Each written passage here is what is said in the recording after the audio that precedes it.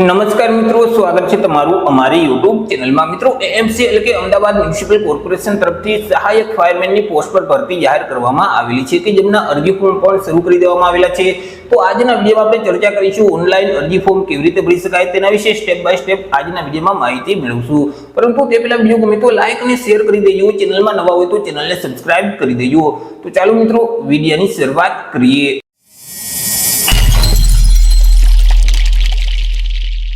તો સૌથી પહેલા મિત્રો તમારે તમારા મોબાઈલમાંથી અથવા તો લેપટોપ કે પીસીમાંથી કોઈ પણ એક ઇન્ટરનેટ બ્રાઉઝરને ઓપન કરી દેવાનું રહેશે અને ત્યાં સર્ચ બોક્સમાં ટાઈપ કરવાનું રહેશે એએમસી। જેવું મિત્રો તમે એએમસી ટાઈપ કરી તમે તેને સર્ચ કરશો તો તમારી સામે આ મુજબની એક સ્ક્રીન ઓપન થઈ જશે કે જે અમદાવાદ મ્યુનિસિપલ કોર્પોરેશનની ઓફિશિયલ જે વેબસાઇટ છે ahmedabadcity.gov.in તે વેબસાઇટ તમને સૌથી પહેલા જોવા મળશે। તે વેબસાઇટ ઉપર ક્લિક કરી દેવાનું રહેશે। વેબસાઇટ ઉપર ક્લિક કરશો એટલે એએમસી નું જે પોર્ટલ છે વેબસાઇટ છે તે ઓપન થઈ જશે। તમને આ મુજબ એક સ્ક્રીન જોવા મળશે। અહીં મિત્રો જે મેનુ આપેલ છે તેમાં પબ્લિક ઇન્ફોર્મેશન નો એક ઓપ્શન જોવા મળશે, તેના ઉપર ક્લિક કરશો તો સબ મેનુ ઓપન થઈ જશે। સબ મેનુમાં અહીં તમે જોઈ શકશો રિક્વાયરમેન્ટ એન્ડ રિઝલ્ટ નો ઓપ્શન આપેલ છે, તેના ઉપર ક્લિક કરી દેવાનું રહેશે, જેથી કરી મિત્રો એક નવા ટેબમાં આ મુજબની સ્ક્રીન ઓપન થઈ જશે। એએમસી તરફથી જેટલી ભરતીમાં અરજી ફોર્મ શરૂ હશે તેનું લિસ્ટ જોવા મળશે। અહીં સૌથી પહેલા તમે જોઈ શકશો સહાયક ફાયરમેન નો ઓપ્શન છે। તો મિત્રો આ જે સહાયક ફાયરમેન ની પોસ્ટ છે તેનું નોટિફિકેશન જો તમારે ડાઉનલોડ કરવું હોય તો અહીં જે વ્યૂ ડિટેલ નું બટન છે તેના ઉપર ક્લિક કરશો તો આ જે ભરતી છે તેની પીડીએફ ફાઇલ તમારા ડિવાઇસમાં ડાઉનલોડ થઈ જશે। મિત્રો અહીં અરજી ફોર્મ છે તે 23/7/2024 સુધીમાં ભરી દેવાના રહેશે। ઓનલાઈન અરજી ફોર્મ ભરવા માટે તેની સામે જે એપ્લાય નું બટન છે તેના ઉપર ક્લિક કરવાનું રહેશે। આગળ મિત્રો તમને એક અરજી ફોર્મ આપી દેવામાં આવશે, તે ફોર્મમાં તમામ માહિતી ભરવાની રહેશે। સૌથી પહેલા તો તમારે તમારી પર્સનલ માહિતી આપવાની રહેશે। તમે એએમસી ના કર્મચારી છો કે કેમ? જો એએમસી ના કર્મચારી હોય તો યસ સિલેક્ટ કરી દેવાનું રહેશે અને તમારા એમ્પ્લોય કોડ છે તે કોડ આ બોક્સમાં ટાઈપ કરશો એટલે તમારી જોઈનિંગ તારીખ છે તે ઓટોમેટિક અહીં આવી જશે। પરંતુ તમે એએમસી ના કર્મચારી નથી તો અહીંથી તમારે નો સિલેક્ટ જ રાખવાનું રહેશે। તે સિવાય મિત્રો ટાઇટલ જે લાગુ પડતું હોય તે અહીંથી સિલેક્ટ કરી દેવાનું રહેશે। તમારા જે આધાર કાર્ડ નંબર છે તે આ બોક્સમાં ટાઈપ કરી દેવાના રહેશે। તમારું નામ છે તે અહીં ટાઈપ કરવાનું રહેશે। પિતા હતો તો પતિનું નામ ટાઈપ કરી દેવાનું રહેશે। અટક એટલે કે સરનેમ છે તે આ બોક્સમાં ટાઈપ કરવાની રહેશે। ત્યાર પછી જેન્ડર અહીંથી સિલેક્ટ કરી દેવાનું રહેશે। મિત્રો તમે અગાઉ ક્યારેય અરજી ફોર્મ ભરેલ છે? જો અગાઉ અરજી ફોર્મ ભરેલું હોય તો મિત્રો અહીંથી યસ સિલેક્ટ કરવાનું રહેશે અને તેમના જે એપ્લિકેશન આઈડી નંબર છે તે આઈડી નંબર અહીં ટાઈપ કરવાના રહેશે। પરંતુ અગાઉ ક્યારેય અરજી નથી કરેલ તો અહીંથી તમારે નો સિલેક્ટ જ રાખવાનું રહેશે। તમારા જે મોબાઈલ નંબર છે તે અહીં ટાઈપ કરી દેવાના રહેશે। તમારું ઈમેલ આઈડી અહીં ટાઈપ કરવાનું રહેશે। તમારી જે જન્મ તારીખ છે તે કેલેન્ડરમાંથી સિલેક્ટ કરી દેવાની રહેશે। ત્યાર પછી તમારા માતાનું નામ છે તે અહીં ટાઈપ કરવાનું રહેશે। તમારી કેટેગરી કઈ છે, કાસ્ટ કઈ છે, જાતિ કઈ છે, જે તે કેટેગરી હોય તે અહીંથી સિલેક્ટ કરી દેવાની રહેશે। મેરિટલ સ્ટેટસ અહીંથી સિલેક્ટ કરી દેવાનું રહેશે। ત્યાર પછી મિત્રો તમે હેન્ડીકેપ ઉમેદવાર છો કે કેમ? જો હેન્ડીકેપ ઉમેદવાર હોય તો યસ સિલેક્ટ કરી દેવાનું રહેશે અને હેન્ડીકેપની ટકાવારી આ બોક્સમાં ટાઈપ કરી દેવાની રહેશે। તમારી પાસે જે હેન્ડીકેપનું સર્ટિફિકેટ છે તેમના નંબર અહીં ટાઈપ કરવાના રહેશે। તેમની ઇસ્યુ તારીખ કેલેન્ડરમાંથી સિલેક્ટ કરી દેવાની રહેશે। કયા રાજ્યમાંથી સર્ટિફિકેટ મેળવેલ છે તે રાજ્યનું નામ અહીંથી સિલેક્ટ કરવાનું રહેશે। પરંતુ તમે હેન્ડીકેપ ઉમેદવાર નથી તો અહીંથી તમારે નો સિલેક્ટ જ રાખવાનું રહેશે। તમારું એડ્રેસ છે તે આ બોક્સમાં ટાઈપ કરી દેવાનું રહેશે અને એરિયાના પિનકોડ નંબર અહીં ટાઈપ કરવાના રહેશે। આગળ મિત્રો એજ્યુકેશન ક્વોલિફિકેશન એટલે કે શૈક્ષણિક લાયકાતની વિગત આપવાની રહેશે। તમારી જે શૈક્ષણિક લાયકાત છે, તમે જે પરીક્ષા પાસ કરેલ છે તેનું નામ અહીંથી સિલેક્ટ કરી દેવાનું રહેશે। તેમાં જે મેઇન સબ્જેક્ટ હોય તેનું નામ અહીં ટાઈપ કરી દેવાનું રહેશે। રિઝલ્ટનો પ્રકાર છે તે અહીંથી સિલેક્ટ કરવાનું રહેશે, એટલે કે તમારું જે રિઝલ્ટ છે તેમાં ગ્રેડ સિસ્ટમ છે, સીજીપીએ સિસ્ટમ છે કે ટકાવારી આપેલ છે, જે આપેલ હોય તે અહીંથી સિલેક્ટ કરવાનું રહેશે। ત્યાર પછી મિત્રો ટોટલ માર્ક અહીં ટાઈપ કરી દેવાના રહેશે। તેમાંથી તમે કેટલા માર્ક મેળવેલ છે તે મેળવેલ માર્ક અહીં ટાઈપ કરવાના રહેશે, જેથી કરી ટકાવારી છે તે અહીં ઓટોમેટિક આવી જશે। મેળવેલ ક્લાસ અહીંથી સિલેક્ટ કરી દેવાનું રહેશે કે તમે કયો ક્લાસ મેળવેલ છે। પાસિંગ વર્ષ અહીં ટાઈપ કરી દેવાનું રહેશે। પાસિંગ મંથ અહીંથી સિલેક્ટ કરી દેવાનું રહેશે। ત્યાર પછી મિત્રો ઇન્સ્ટિટ્યૂટ અથવા તો યુનિવર્સિટીનું નામ આ બોક્સમાં ટાઈપ કરી દેવાનું રહેશે અને ટોટલ ટ્રાય નંબર અહીં ટાઈપ કરવાના રહેશે। તમામ માહિતી ભરાઈ જાય એટલે એડના બટન ઉપર ક્લિક કરી દેવાનું રહેશે। જેવું તમે એડના બટન ઉપર ક્લિક કરશો એટલે મિત્રો અહીં તમે જોઈ શકશો તમારી માહિતી છે તે એડ થઈ ગઈ છે। મિત્રો એક કરતા જો વધારે તમે શૈક્ષણિક લાયકાત ધરાવતા હોય, એક કરતા વધારે પરીક્ષા પાસ કરેલ હોય અથવા તો ડિગ્રી મેળવેલ હોય તો ફરીથી તમે જે બીજી શૈક્ષણિક લાયકાત છે, તમારી પાસે બીજી જે ડિગ્રી છે તેની વિગત તમે આપી શકો છો। ફરીથી મિત્રો તે ડિગ્રીનું નામ સિલેક્ટ કરી અને તમામ માહિતી ભરી અને ફરીથી એડના બટન ઉપર ક્લિક કરશો તો અહીં તમારી પાસે જે બીજી શૈક્ષણિક લાયકાતની ડિગ્રી છે તેની વિગત એડ થઈ જશે। આગળ મિત્રો તમે એડિશનલ ક્વોલિફિકેશન ધરાવતા હોય, કોઈ પણ પ્રકારનો કોર્સ કરેલ હોય અને તમે તેની વિગત આપવા માંગતા હોય તો આપી શકો છો। જે કોર્સ કરેલ છે તેનું નામ આ બોક્સમાં ટાઈપ કરી દેવાનું રહેશે। ઇન્સ્ટિટ્યૂટનું નામ આ બોક્સમાં ટાઈપ કરવાનું રહેશે। રિઝલ્ટનો પ્રકાર સિલેક્ટ કરી દેવાનું રહેશે।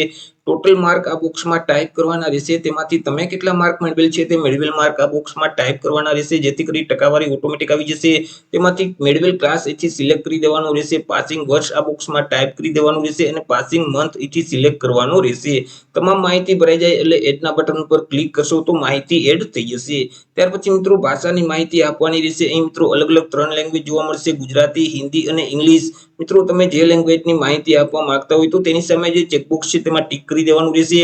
ત્યાર પછી મિત્રો તે લેંગ્વેજ તમે રીડ કરી શકતા હોય તો મિત્રો લેવલ શું છે તે લો, મીડિયમ કે હાઈ તે અહીંથી સિલેક્ટ કરી દેવાનું રહેશે। ત્યાર પછી મિત્રો તે લેંગ્વેજ લખી શકતા હોય તો તેનું લેવલ શું છે, લો, મીડિયમ કે હાઈ। ત્યાર પછી તે બોલી શકતા હોય તો તેનું લેવલ શું છે, લો, મીડિયમ કે હાઈ, તે ઓપ્શન સિલેક્ટ કરવાનો રહેશે।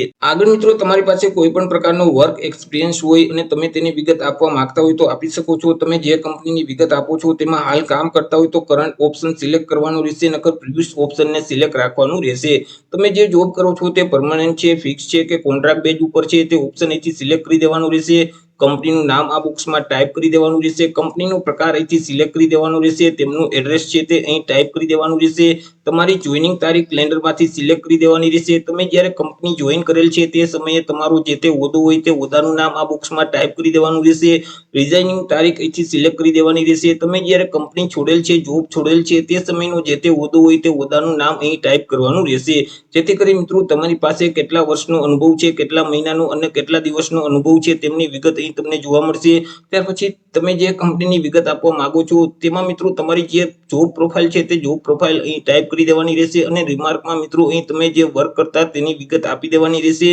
તમામ માહિતી ભરાઈ જાય એટલે એડ એક્સપિરિયન્સના બટન ઉપર ક્લિક કરવાનું રહેશે, જેથી કરી મિત્રો અહીં અનુભવની વિગત એડ થઈ જશે।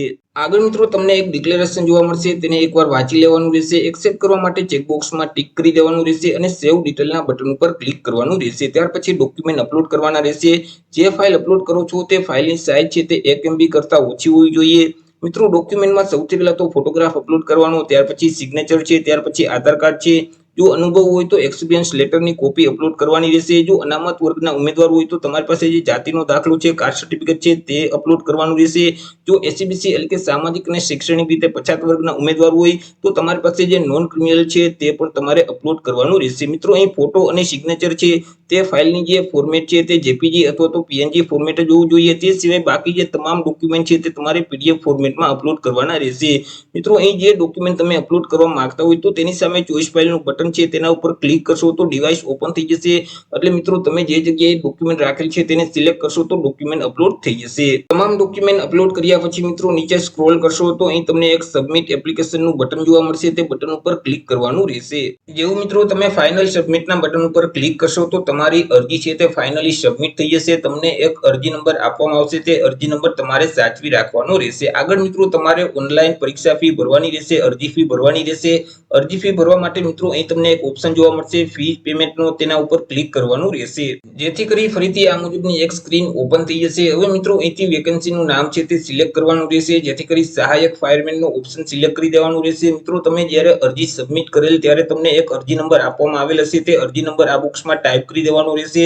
તમારી જે તે જન્મ તારીખ હોય તે કેલેન્ડરમાંથી સિલેક્ટ કરી દેવાની રહેશે। ત્યાર પછી સર્ચના બટન ઉપર ક્લિક કરવાનું રહેશે। જેવું મિત્રો તમે સર્ચના બટન ઉપર ક્લિક કરશો એટલે તમારી વિગત નીચે તમને જોવા મળશે, તે એકવાર ચેક કરી લેવાની રહેશે। ત્યાર પછી મિત્રો અહીં જે પે ફી પેમેન્ટનો ઓપ્શન છે તેના ઉપર ક્લિક કરી દેવાનું રહેશે। પે ફી પેમેન્ટના બટન ઉપર ક્લિક કરશો તો ફરીથી આ મુજબની એક સ્ક્રીન ઓપન થઈ જશે, તેમાં તમામ માહિતી ફરીથી એકવાર ચેક કરી લેવાની રહેશે। ત્યાર પછી મિત્રો અહીં તમને અલગ અલગ બે ઓપ્શન જોવા મળશે, પેટીએમ અને એસબીઆઈ। તમે જેના વડે પેમેન્ટ કરવા માંગતા હોય તે ઓપ્શન સિલેક્ટ કરી અને કન્ફર્મ પેમેન્ટના બટન ઉપર ક્લિક કરી દેવાનું રહેશે। આગળ મિત્રો આ મુજબની એક સ્ક્રીન ઓપન થઈ જશે। હવે તમે જેના વડે પેમેન્ટ કરવા માંગતા હોય જેમ કે ડેબિટ કાર્ડ છે અથવા તો ક્રેડિટ કાર્ડ છે, ઇન્ટરનેટ બેન્કિંગ છે, યુપીઆઈ છે, એનઈએફટી છે અથવા તો એસબીઆઈ બ્રાન્ચ પેમેન્ટ છે, તમે જેના વડે પેમેન્ટ કરવા માંગતા હોય તે ઓપ્શન અહીંથી સિલેક્ટ કરી દેવાનું રહેશે। ત્યાર પછી કાર્ડની વિગત અથવા તો મિત્રો બેંક ખાતાની વિગત આપી દેવાની રહેશે અને નીચે મિત્રો જે પે નાઉનું બટન છે તેના ઉપર ક્લિક કરવાનું રહેશે, જેથી કરી તમારા બેંક ખાતા જોડે જે મોબાઈલ નંબર લિંક છે તેમાં એક ઓટીપી જશે।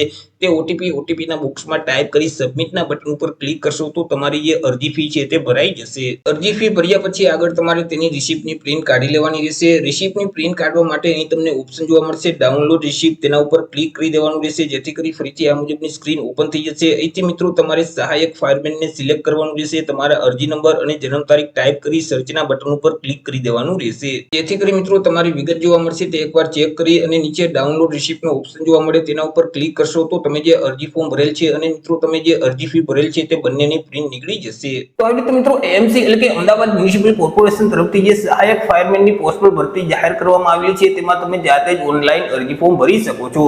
તો આશા રાખું છું વિડીયો પસંદ પડ્યો હશે। વિડીયો પસંદ પડ્યો હોય તો લાઈક અને શેર કરી દેજો, ચેનલમાં નવા હોય તો ચેનલને સબસ્ક્રાઇબ કરી દેજો। ફરી મળીશું એક નવા ટોપિક સાથે એક નવા જ વિડીયોમાં, ત્યાં સુધી જય હિન્દ, વંદે માતરમ।